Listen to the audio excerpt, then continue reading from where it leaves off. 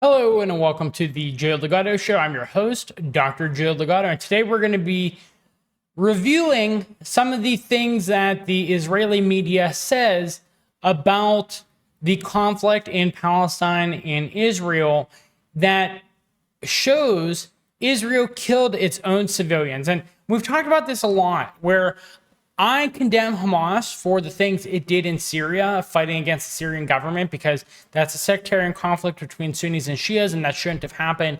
It wasn't necessary to happen. The Shia-led government in Syria is very kind towards various groups, including the Sunnis, and so that crisis, that conflict, religious crisis should not have happened, and Hamas should not have backed the rebels there, which were American-supported rebels. But the thing is, there is no evidence, as far as I can tell, that Hamas attacked civilians intentionally on October 7th. And all available evidence supports the civilians that were killed were either killed in crossfire, or seemingly more likely they were actually just killed directly by the Israelis, and it wasn't a matter of crossfire. So let's read on these media quotes. Okay, so the first one is, okay, so it's two people talking, Golan and Porat. Golan says the terrorists shot them, and I guess that's the interviewer. Porat is one of the hostages. Porat says, no, they were killed by the crossfire. Understand there was very, very heavy crossfire. Golan says, so our forces may have shot them. And then Porat says, doesn't say maybe. Porat says undoubtedly. Okay, so Porat is saying that definitively it was the Israeli forces during crossfire that shot them. And if you want, you can listen to this on Israeli state radio. This goes on. Okay, so this is a Haaretz article. This Israeli was shot dead by IDF, the Israeli Defense Forces, which on this channel we call the Israeli Occupation Forces. And it says he fended off terrorists who attacked his house but was hit by soldiers' fire in a tragic incident. Ran Posiashani, a resident of Nahal Oz. So yeah, that's pretty embarrassing. And we've seen a number of cases like this where people are fighting against Hamas. They have guns now because they've distributed guns to citizens. And then the Israeli occupation force ends up murdering their own citizens that defended themselves. So just shocking how bloodthirsty the Israeli military is. Here we have another Israeli shot dead by the IDF.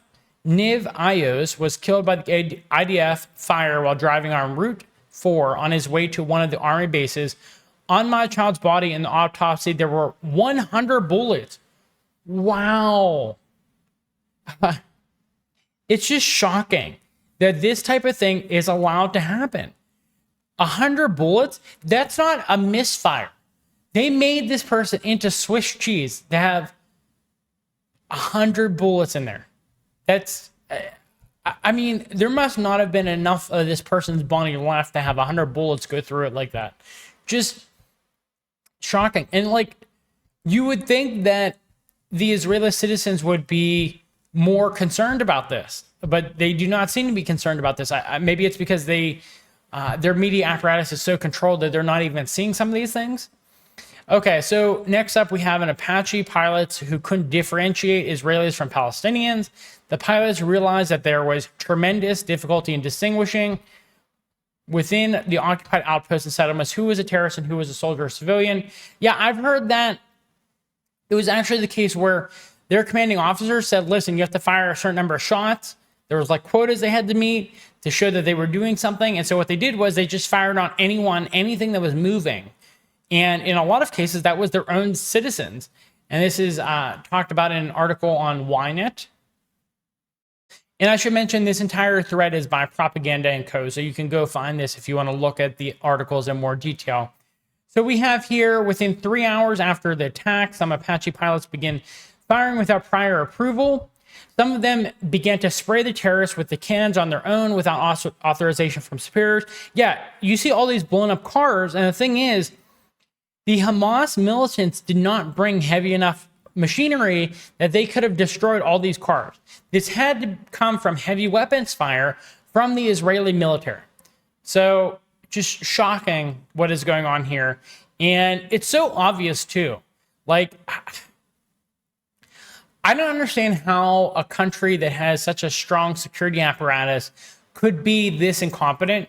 I think there had to have been some sabotage within, because they wanted to rally people around the country of Israel, the nation of Israel. And that seems to have been successful. It's only something like 2% of the population that thinks they're not, they're using too much weaponry, attacking too intensely the Palestinians right now. So the vast majority of people either think Israel is doing a good job or not doing enough to attack Palestinians. And so when you have only 2% of the population that is against this level of genocide, I mean, they've done a very effective job of rallying people around Israel and creating fanatic devotion to the Israeli state. Even if they're not fanatically devoted to Benjamin Netanyahu, they're apparently very devoted to the state of Israel.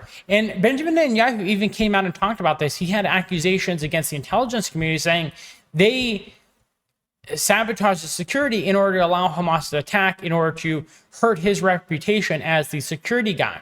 And so someone within the Israeli government had to have allowed this to happen. It really, that has to be the case. And even Benjamin Netanyahu agrees with me here. Okay, moving on. The IDF pilot admits he may have killed civilians. I choose such targets. I tell myself that the chance I will shoot at abductees here as well is low. To tell you 100%, it's not. Lieutenant Colonel A, an IDF Apache helicopter pilot. So yeah, they killed a ton of civilians here. So going on, it says how many bullets hit civilians. 28 Apache helicopters exhausted their ammunitions on October 7th. These are hundreds of 30mm cannon shells, the effect of a spray grenade for each shell, as well as the Hellfire missiles. And then Haaretz confirms IDF killed Israelis. An investigation into the incident also revealed that an IDF combat helicopter that arrived at the scene from the Ramat David base fired at the terrorists and apparently also hit some of the revelers who were there. So remember, we talked about this party that was going on, this rave or whatever you want to call it, and they were saying, oh, Hamas attacked all these citizens, they murdered them, and now we're coming to find out that it was actually the Israelis that did that. And this is an article in Haaretz that is saying this. So one of their major news organizations. So going on, Israeli witnesses IDF kill an Israeli. At some point, the helicopter shot at the terrorists, the driver, and the others. They were screaming in the tuk-tuk. All the terrorists were dead and we were alive, except for one of the women who was with us, and she was murdered. Okay, so there's a post here that was removed, but it says here that the IDF helicopters were responsible for charring these corpses, and so they can't show the picture anymore. But we have this video, which I've seen, an Apache helicopter video of October 7th uploaded by the IDF on October 9th, circulated by the Times of Israel. And so this is IDF video that is showing they're attacking everything that moves, okay? Here we have IDF Brigadier General Avi Rosenfeld ordered an attack on its own base on October 7th. So they have, whenever they find out the base might be taken, or at least partially taken, they are willing to do a scorched earth policy and a fire on their own base. The division was compelled to request an aerial strike against the base itself in order to repulse the terrorists. The commanders in the field made difficult decisions, including shelling houses on their occupants in order to eliminate the terrorists along with hostages. So if there were Hamas people within these houses and there was a ton of babies, they would willingly murder the Israeli babies in order to get at the Hamas hostage or Hamas militants. That's absurd. That's insane. Imagine if there's like a school shooter who's in an elementary school in America. Would you accept bombing the school with the elementary school kids in it in order to get the school shooter? That doesn't make any sense whatsoever. But that is apparently what they did in Israel. They were willing to bomb houses with their own people in it in order to get the Hamas militants. It's mind-boggling. The entire point of fighting the Hamas militants was because you're supposedly trying to protect your own people, but you're the one who's intentionally killing them instead. So just shocking. So the article goes on to say tanks blasted homes while captives were potentially inside. It says, I arrived in Beirut to see Brigadier General Barak Haram, and the first thing he asked me is to fire a shell into a house where Hamas was sheltering. Lieutenant Colonel Salman Habaka, an Israeli tank commander. He says, the first question that comes to your mind is, are there hostages there? We did all the preliminary checks before we decided to fire a shell into the house. If Hamas was in these homes, how did the IDF confirm there were no hostages? There are actually bodies that were so badly burnt we thought they were ours. In the end, apparently they were Hamas terrorists. Mark Rajev, Israeli ambassador to the UK, said. Yeah, it's just shocking, some of the things. Okay, so this is almost done. So in an October 7th meeting with high-ranking officials, hit Hamas brutally and not take the matter of the captives into significant consideration. Bezalel Smotrich, Israeli finance minister. Oh, no.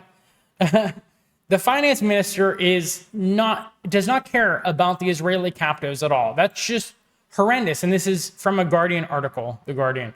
So yeah, I would recommend supporting Propaganda & Co.'s work here. You can see they have a Buy Me a Coffee here, so you can go to this thread to find them. But this is just, if you're not following along and you're just a Zionist bot who always thinks Israel is correct, this should be shocking to you, right? Hopefully this is a wake-up call to not support Israel, because modern-day contemporary Israel has the name, but it is not the same as historical Israel. I wish I could get more Christians to see that. Anyways, if you found this video to be informative, please give us a thumbs up. It helps us in the algorithm. Please subscribe to our channel on YouTube and Rumble. Tell a friend about our channel. We are being suppressed by the algorithm. Leave us a comment in the comment box below. Questions, concerns, critiques. I read all of them. I respond when necessary. And that's all we have for you today. Thank you for watching, and I hope you have a good rest of your day. Bye.